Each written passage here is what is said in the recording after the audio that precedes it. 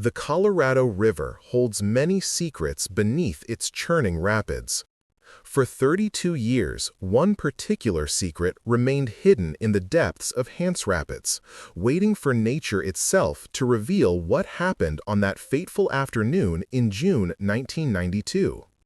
When extreme drought conditions in July 2024 dropped the river to unprecedented levels, a team conducting environmental surveys made a discovery that would finally answer questions that had haunted 3 families for over 3 decades. Before we begin the story, let us know in the comments which city you're watching from. We're really curious where you're tuning in from. And don't forget to subscribe to the channel and leave a rating. The morning of July 8, 2024, started like any other for the Geological Survey team documenting the historic low water levels in the Grand Canyon. The drought had exposed rock formations not seen in living memory. But at 9:47 a.m., near mile 77 of the river corridor, team leader noticed something unusual wrapped around the newly exposed rocks. It was the remains of a commercial raft, its faded yellow fabric still bearing the partial logo of a long-defunct rafting company. Inside the tangled mess of equipment, they found 3 waterproof wallets, and then they found a 4th. Daniel Winters had been 24 years old in the summer of 1992. Young, confident, and known among the river guide community for his tendency to push boundaries. Fellow guides would later recall how Daniel often bragged about running rapids in conditions others considered too dangerous. "The river doesn't forgive mistakes," he would tell his clients, though he seemed to believe himself exempt from this rule. His mother, interviewed after the discovery in 2024, remembered her son as fearless to a fault. "Danny always said the river spoke to him," she recalled, her voice heavy with 3 decades of unanswered questions. "I just wish I'd known what it was telling him that day." The week before the incident had been tense in the tight-knit river guide community at Lee's Ferry. Several guides had reported equipment tampering, and someone had been using permits illegally, running trips under false documentation. 5 days before Daniel's disappearance, on June 10, 1992, he had discovered his own permit number being used for an unauthorized trip. He'd been furious, confronting other guides at the launch point. "Someone's stealing from us," witnesses remembered him saying. The accusation had created rifts in the usually collegial atmosphere. Logan Pierce, 26 at the time, had been Daniel's most obvious rival. The 2 men had been competing for the same prime slots on the river for 2 seasons. Logan ran a competing outfit and had recently lost several clients to Daniel's company. Other guides recalled heated arguments between them at the boat launch. "They were like 2 bulls in the same pasture," Elena Rodriguez, then a 45-year-old park ranger, would later testify. "Always butting heads over territory, over clients, over who had rights to which launch times." Logan had made no secret of his animosity, once telling another guide that someone needed to teach Winters a lesson about respect. But the tension wasn't limited to professional rivalry. Amelia Stone, Daniel's 23-year-old ex-girlfriend, had been working at the park's visitors center that summer.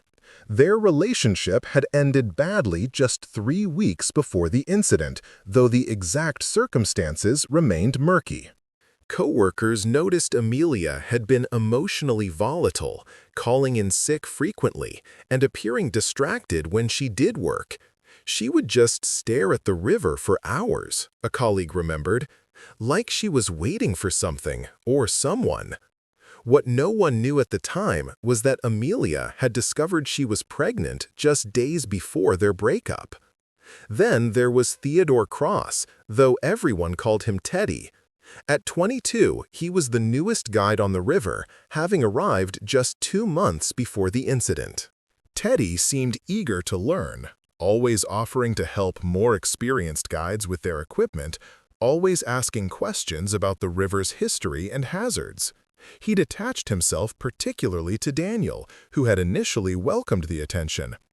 Teddy was like a puppy, another guide recalled, always following Danny around, wanting to learn from the best. But something about Teddy made some of the other guys uncomfortable. He asked too many questions, some thought, questions that went beyond normal curiosity about river running.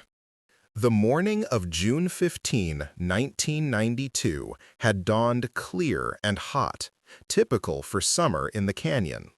The temperature was already approaching 90 degrees by 7:30 a.m. when Elena Rodriguez checked in the group at the Lee's Ferry launch point. According to her log, she recorded 3 people, Daniel Winters as guide, plus 2 clients whose names were listed simply as M. Thompson and R. Hayes. But there was something odd about the documentation that wouldn't be noticed until decades later. The permit showed 3 people, but the equipment manifest, found in a separate filing system, showed 4 life jackets signed out. Daniel had seemed normal that morning, perhaps a bit quieter than usual, according to Elena's recollection. He'd gone through his safety briefing with his clients, checked his equipment, and pushed off from the launch point at 7:42 a.m., 12 minutes behind schedule. I remember thinking it was unlike him to be late, Elena would later say. Danny was always punctual, always professional despite his risk-taking reputation. She watched them disappear around the first bend, the yellow raft bright against the muddy brown water. The last confirmed contact with Daniel's group came at 11:45 a.m. during a mandatory radio check-in. The transmission was brief, just Daniel's voice confirming their position near mile 60. Static had been bad that day, several guides reported, with the canyon walls interfering with signals. But Daniel's voice had been clear enough, calm and professional. Rivers running high, he'd reported. Making good time. Those would be the last words anyone heard from him. By 2:15 p.m., the group would have been approaching Hance Rapids, one of the most challenging sections of the river at mile 77. Even in good conditions, Hance required skill and careful navigation. The rapids had claimed several rafts over the years, though fatalities were rare. Most incidents resulted in swimmers who were quickly rescued by their companions or other nearby rafts. But on June 15, 1992, no distress calls came through the radio. No other groups reported seeing a yellow raft in trouble. The first sign something was wrong came at 6 p.m. when Daniel's group failed to arrive at their scheduled checkpoint at Phantom Ranch.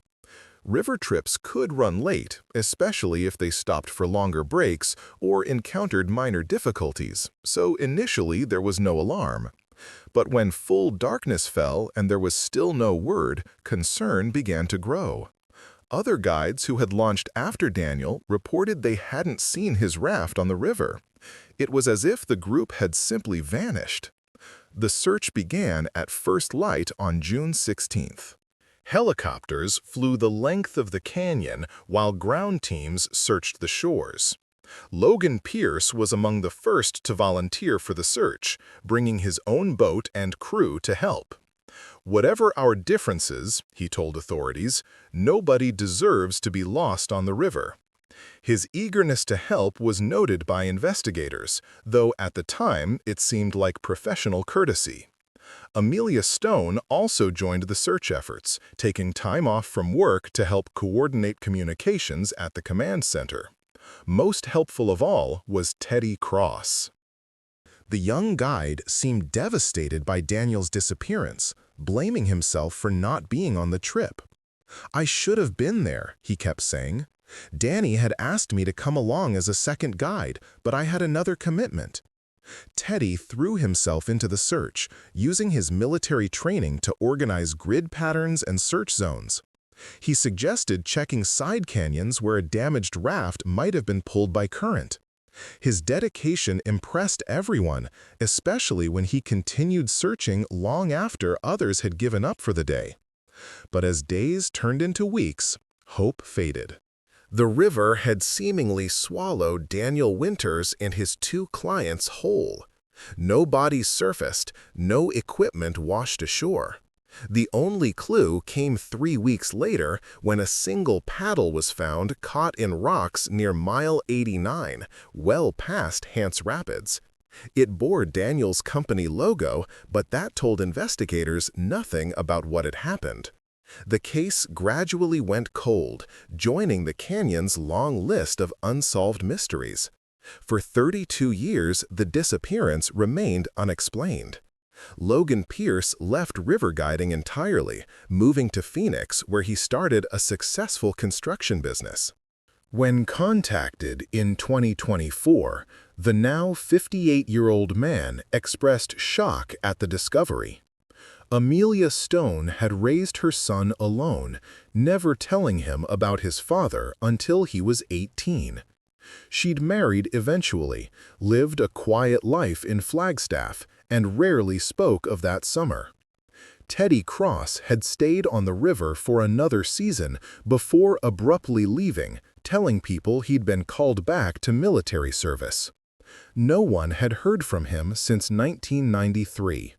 The 2024 discovery changed everything. The 3 wallets belonged to Daniel Winters, M. Thompson, and R. Hayes, matching the original manifest.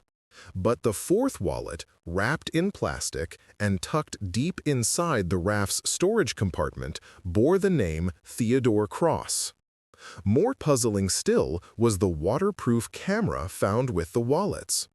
Technology had advanced enough that the film could still be developed. 23 photos showed a normal river trip. Clients smiling, the canyon walls majestic in the morning light, Daniel at the oars navigating calmer sections. But forensic analysis revealed something crucial. There had been 24 photos taken. One had been deliberately removed from the roll. The investigation that followed the 2024 discovery took on new urgency with modern forensic techniques unavailable in 1992. The first priority was identifying the remains found with the raft. DNA testing confirmed 3 of the 4 bodies: Daniel Winters, Mark Thompson, and Robert Hayes. The 4th set of remains matched no missing person reports from 1992. But when investigators ran the DNA through military databases, they got a hit. The 4th person was indeed Theodore Cross, but that wasn't his real name. Detective Sarah Morrison, leading the cold case unit, discovered that Theodore Cross had been an alias. The man's real name was Timothy Crane, and he'd been absent without leave from Fort Bragg since January 1992. Military records showed Crane had been part of a special forces unit trained in water operations. He'd served in Panama in 1989, where an incident involving civilian casualties had left him facing potential court-martial. Instead of facing charges, he'd disappeared, and the military had been searching for him when he vanished on the Colorado River. This revelation cast the entire case in a new light. The investigation shifted focus to understanding why Crane had been on that raft when he wasn't listed on any manifest. Forensic accountants examining decades-old financial records discovered that in the weeks before the incident, someone had been moving money through Daniel's guide company accounts. Small amounts, carefully hidden, suggested someone was using the legitimate business to launder money. The pattern matched known drug smuggling operations that had used the isolated canyon for trafficking in the early 1990s. Logan Pierce became the obvious suspect once again, but this time with more sophisticated investigation methods. Phone records from 1992, preserved on microfiche, showed he'd made several calls to Daniel's company in the days before the disappearance. "I was trying to sort out the permit dispute," Logan explained when questioned in 2024, his memory surprisingly clear after 3 decades. "Danny had accused me of stealing his permits. I was calling to clear my name. But investigators noticed discrepancies. The calls had been made at unusual hours, some as late as 2 a.m., hardly normal business hours for permit discussions." Under pressure, Logan admitted more. "Look, we were both struggling financially that summer. The recession had hit tourism hard. Danny had approached me about combining our operations, maybe cutting costs. I said no, but he kept pushing." Records confirmed both businesses had been in financial trouble. Daniel had been 3 months behind on equipment loans, while Logan had been facing bankruptcy. The financial motive seemed clear, except for one problem. Logan had been 200 miles away when Daniel disappeared. Multiple witnesses placed Logan at a tourism conference in Phoenix on June 15, 1992. Hotel records, credit card receipts, and attendance logs all confirmed his alibi. He'd given a presentation at 2:30 p.m., exactly when Daniel's raft would have been hitting Hance Rapids. Even more conclusive, a photograph from the conference newsletter showed Logan at the podium, time-stamped by the camera at 2:28 p.m. Technology might have advanced, but Logan Pierce couldn't have been in 2 places at once. Attention turned to Amelia Stone. The pregnancy revelation had provided motive, and investigators discovered she'd been less than truthful about her whereabouts that day. She'd called in sick to work on June 15th, but a coworker remembered seeing her car at the South Rim Overlook that afternoon. "She was just standing there, looking down at the river," the witness recalled. "I waved, but she didn't seem to see me. She looked upset." When confronted with this information, Amelia broke down. "I went there to think," she admitted through tears. "I just found out I was pregnant, and Danny had left me for someone else, some river groupie who hung around the launches. I needed to decide what to do." She produced a receipt from a gas station in Tucson, time-stamped 1:47 p.m., and another from a pharmacy in Flagstaff at 4:30 p.m. The timeline made it impossible for her to have been anywhere near Hance Rapids when the raft disappeared. Moreover, she revealed something else. Danny didn't even know about the pregnancy. "I never got the chance to tell him." The investigation seemed stalled until Detective Morrison decided to examine the equipment manifest more carefully. The 4 life jackets signed out didn't match the 3-person trip roster. Someone had added a 4th person at the last minute, someone who knew how to alter paperwork to avoid detection. The handwriting analysis revealed something stunning. The addition had been made by someone trying to imitate Daniel's writing, but certain letter formations gave them away. The same distinctive loops appeared in volunteer search coordination forms filled out after the disappearance. Forms filled out by Teddy Cross. Morrison's team dug deeper into Timothy Crane's alias. He'd arrived in Arizona in April 1992, not May as he'd told everyone. A photograph discovered in the archives of a River Guide magazine showed him with Daniel at a training session a full month before he claimed they'd met. The photo caption identified him as Ted Cross, learning from the best. But why had he lied about when they'd met? And why had Daniel never mentioned knowing him earlier? The answer came from an unexpected source. Elena Rodriguez, the park ranger who'd checked in the group, remembered something she hadn't mentioned in 1992. There was another young man hanging around that morning. I didn't think much of it because guides often saw friends off at launches. But he was helping load equipment, seemed very familiar with Danny's raft. When shown a photo array, she identified Timothy Crane without hesitation. That's him. He was there, but he wasn't on the manifest. The prescription bottle found with the remains provided another clue.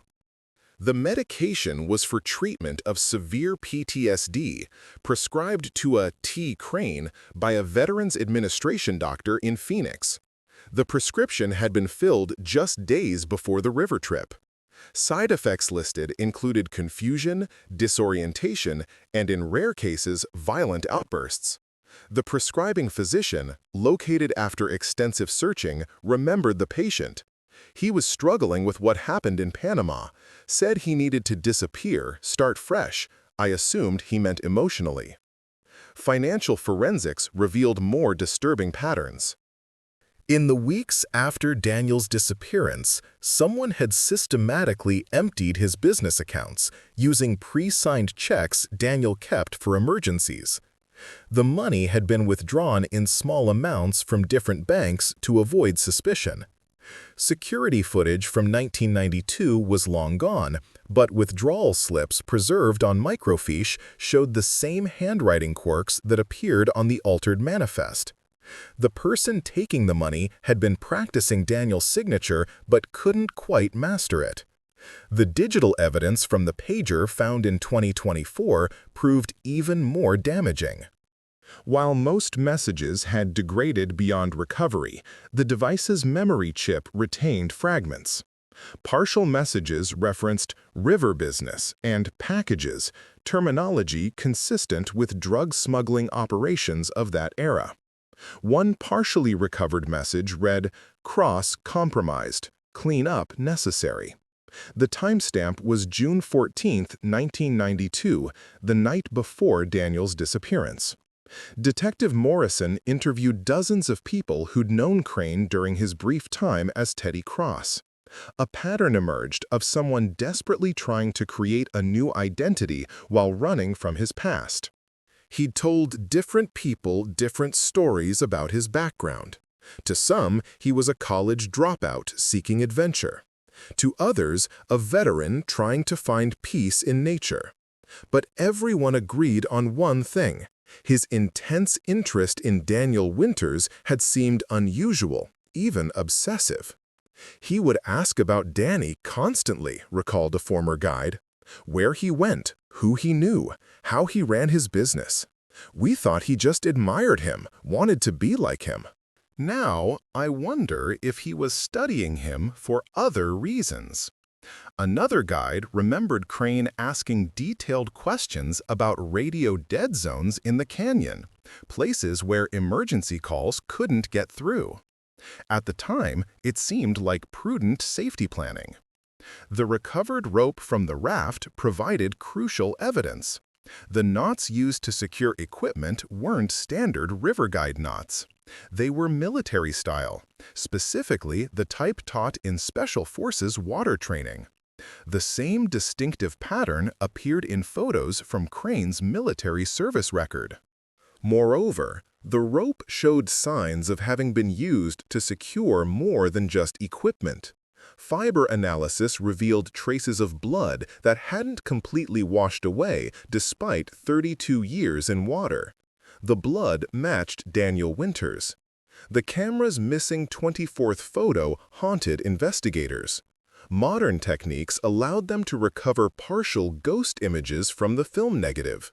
While not clear enough for court evidence, the shadowy image appeared to show 4 people on the raft, not 3. The 4th figure was at the back, partially obscured, but the body language suggested tension. Someone had deliberately removed this photo before the camera was sealed in its waterproof case, but they'd done it hastily, leaving traces. As the investigation progressed, Teddy Cross's behavior after the disappearance took on new significance. His enthusiastic participation in the search, his suggestions about where to look, his emotional displays of grief, all appeared calculated in hindsight. He directed search efforts away from Hance Rapids, suggesting the raft had likely gone further downstream. He'd volunteered to search the most remote sections, areas where he could control what was or wasn't found. The medical examiner's report, while limited by the condition of the remains after 3 decades, revealed crucial details. The injuries were consistent with rapid deceleration trauma, the kind that would occur if a raft hit rocks at high speed. But there were anomalies. Daniel Winters showed defensive wounds on his arms, preserved in the mummified tissue.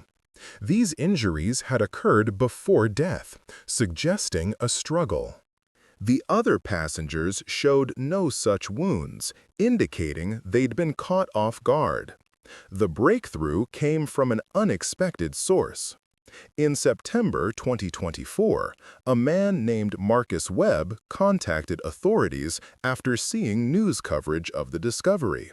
Webb, now in his 70s, had been a small-time drug runner in the early 1990s, moving marijuana through the canyon's remote stretches. He'd gotten clean decades ago, but remembered Timothy Crane. He went by Cross then, but we knew that wasn't his real name. He was trying to take over Danny Winters' legitimate business to use as cover. Danny must have found out. Webb's testimony filled in crucial gaps. Crane had been working with drug smugglers who used the isolation of the canyon to move product. River guides were perfect cover, their frequent trips and heavy equipment loads raising no suspicion. Several guides had been approached, but most refused. Daniel Winters had been specifically targeted because his financial troubles made him seem vulnerable. But Daniel had refused and threatened to report the operation to authorities. That's when Crane had started planning. Cross was paranoid about his military past catching up with him, Webb revealed. The Panama thing had broken him. He couldn't go back to prison, couldn't face what he'd done. He said once that he'd rather die than be captured. This fear of exposure had driven Crane to increasingly desperate measures. When Daniel discovered the forged permits and the unauthorized use of his company for smuggling, Crane knew his carefully constructed new identity was about to collapse.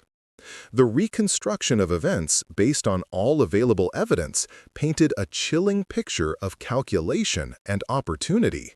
Crane had inserted himself onto Daniel's June 15 trip at the last minute, likely threatening him or his clients to ensure compliance. The altered manifest suggested premeditation. He'd known that Hance Rapids, with its dangerous currents and isolation, would provide the perfect location. The radio dead zone there meant no calls for help would get through. What happened at mile 77 became clearer through forensic analysis. The raft had been deliberately steered into the worst section of the rapids, a move that would have required someone overriding Daniel's control of the oars. The defensive wounds suggested Daniel had fought back, trying to save his passengers and himself. The struggle had been brief but violent.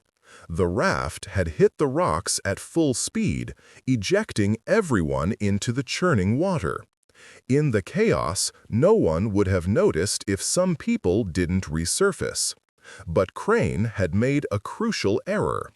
In his plan to disappear himself while eliminating Daniel, he'd underestimated the river's power. The current had trapped him in the same underwater rock formation that held the raft. His military water training hadn't been enough to escape the hydraulic forces that seasoned river guides called keeper holes. The river had passed its own judgment on Timothy Crane.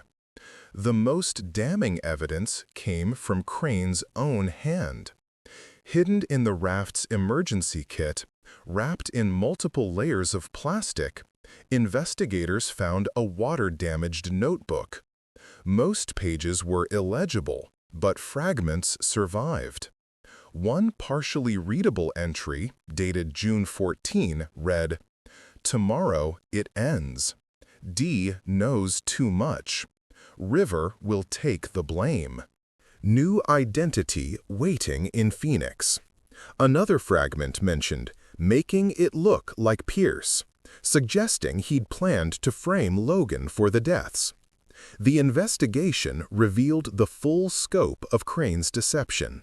He'd spent weeks studying Daniel's routines, learning his habits, forging his signatures. He'd created false evidence implicating Logan Pierce in the permit fraud, hoping to deflect suspicion. He'd even cultivated his relationship with Amelia Stone, pretending to comfort her after the breakup while gathering information about Daniel's activities. Every action had been calculated to give him control over Daniel's business and the smuggling route it would provide. In October 2024, Detective Morrison held a press conference announcing the case's resolution. Timothy Crane, also known as Theodore Cross, was responsible for the deaths of Daniel Winters, Mark Thompson, and Robert Hayes, she stated. He attempted to take over Mr. Winters' river guide business for drug smuggling purposes. When Mr. Winters discovered the plot and threatened exposure, Crane engineered what he intended to look like an accident at Hance Rapids. However, the river claimed him as well, ensuring he would never profit from his crimes. The families of the victims finally had answers, though they brought little comfort. Daniel's mother, now in her 80s, wept at the news. "At least I know he died trying to do the right thing," she said. "He wasn't reckless. He was murdered for refusing to be corrupted." Mark Thompson's daughter, who had been only 5 when her father disappeared, expressed relief at finally knowing what happened. The not knowing was the worst part. "Every time someone mentioned the Grand Canyon, I wondered if that's where my dad was. Now I know." Robert Hayes' widow, remarried but never fully recovered from the loss, struggled with the revelation. Bob just wanted a vacation. He'd saved for 2 years for that rafting trip. To know he died because of someone else's greed and fear, it's almost unbearable. She found some solace in knowing her husband's remains would finally receive a proper burial. Amelia Stone, now in her late 50s, had perhaps the most complex reaction. "I spent 32 years thinking Danny had been careless, that his risk-taking had finally caught up with him. To learn he was murdered, that he died protecting others, it changes everything. Our son deserved to know his father was a hero, not a cautionary tale." Her son, raised without a father, expressed anger at the years of deception, but pride in learning about Daniel's final acts of courage. The river guide community, many now retired, struggled to process that one of their own had been a killer hiding among them. "We pride ourselves on trust out there," explained a veteran guide. "You have to trust the people you're with on the river. To know Cross violated that trust so completely, it's shaken us all." Several guides remembered small things in hindsight that should have been warning signs. Crane's excessive interest in the business side of operations, his questions about law enforcement presence in the canyon, his sudden departure after the deaths. The drug smuggling connection led to a broader investigation. While most participants were dead or impossible to prosecute after 3 decades, the case shed light on a forgotten chapter of canyon crime. In the early 1990s, before increased security and surveillance, the remote stretches of the Colorado River had been attractive to smugglers. Daniel Winters had apparently been one of several guides approached, but the only one who died for refusing. Legal experts debated whether Crane could have been prosecuted had he survived. The evidence was largely circumstantial, though compelling in its totality. The notebook fragments might not have been admissible after such degradation. But prosecutors felt confident that the forensic evidence, combined with witness testimony and financial records, would have secured a conviction. He thought the river would hide his crimes forever, one attorney noted. He didn't count on climate change exposing his secrets. The case prompted changes in river permit procedures. The loophole that had allowed Crane to alter manifests was closed. Background checks became mandatory for commercial guides. Emergency communication systems were upgraded to eliminate dead zones. "We can't bring back those who were lost," said a park official, "but we can honor their memory by making the river safer for others." The psychological profile developed of Timothy Crane revealed a man destroyed by his past who destroyed others trying to escape it. His PTSD from Panama, combined with criminal desperation and paranoid fear of capture, had created a perfect storm of violence. Mental health experts pointed to his case as an example of how untreated trauma could spiral into tragedy. He needed help, not a new identity, one psychiatrist observed. His victims paid the price for his inability to face his demons. The discovery also raised questions about how many other secrets the river might be hiding. The extreme drought that revealed the raft was unprecedented, but might become more common with climate change. Other cold cases were being re-examined, other families hoping for similar closure. The Colorado River had given up one secret, but many believed more remained in its depths. In a final irony, investigators discovered that the drug smuggling ring Crane had killed to join had itself collapsed just months after the murders. A federal investigation had shut down the operation by early 1993. Crane's crimes had been for nothing. The business he'd tried to steal would have been worthless for smuggling within a year. 4 people had died for an opportunity that never truly existed. The raft itself became evidence in the closed case, but families requested pieces as memorials. The yellow fabric, faded but intact, was divided among them. Daniel's mother kept a small square in a frame next to his picture. "It's not much," she said, "but it's something tangible from his last day." A reminder that the river eventually tells its truths, even if it takes decades. As 2024 drew to a close, the Colorado River continued its ancient flow, though diminished by drought. The spot at Hance Rapids where 4 men had died was now often exposed, the killer rocks visible above the lowered waterline. Tour guides began including the tragedy in their narratives, a cautionary tale about trust, greed, and the river's ultimate justice. The rapids that had hidden a crime for 32 years had finally yielded their secret, proving that some truths refuse to stay buried. The case of Daniel Winters and Timothy Crane became a reminder that in the vast wilderness of the Grand Canyon, human nature could be the most dangerous element. The river hadn't been the killer. It had been the unwitting accomplice and, ultimately, the instrument of justice. 4 men had entered Hance Rapids on June 15, 1992. None had emerged alive. But thanks to unprecedented drought and determined investigation, their story had finally been told. The river's longest-held secret had been revealed, bringing closure to families who had waited more than 3 decades for answers. The final report noted that Timothy Crane's military records included commendations for bravery before his involvement in the Panama incident. He'd saved fellow soldiers' lives, shown courage under fire. The tragedy was how completely that man had been destroyed, replaced by someone capable of murder. His victims never knew the broken soldier hiding behind the eager young guide. They'd trusted Teddy Cross, never suspecting Timothy Crane lurked beneath.